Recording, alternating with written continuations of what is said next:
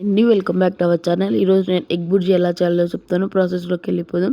First ఒక కడాయిలో కొద్దిగా ఆయిల్ యాడ్ చేసి ఆవాలు జీలకర్ర వేసి కొంచెం ఫ్రై అయిన తర్వాత 2 or 3 ఫైన్ చాప్ చేసి పెట్టుకున్న ఆనియన్స్ యాడ్ చేయాలి. కొంచెం ఫ్రై అయిన తర్వాత కొద్దిగా శనగపిండి యాడ్ చేసి అది కూడా ఫ్రై అయిన తర్వాత మీ కారానికి సరిపడా పచ్చిమిర్చి 2 or 3 టమోటోస్ యాడ్ చేసుకొని ఒకసారి లిడ్ క్లోజ్ చేసి అంత బాగా మిక్స్ చేసుకొని ఇవ్వాలి.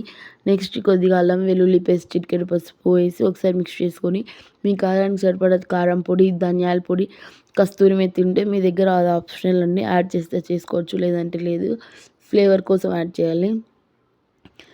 కస్తూరి మెత్తి కూడా యాడ్ చేసిన తర్వాత ఒకసారి అంతా మిక్స్ చేసుకొని లిడ్ క్లోజ్ చేసుకోవాలి.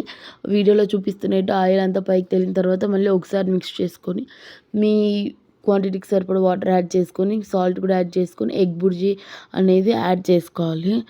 అంతా అలా చిక్కబడిన తర్వాత మనం వేడి వేడి చపాతీలో కానీ సర్వ్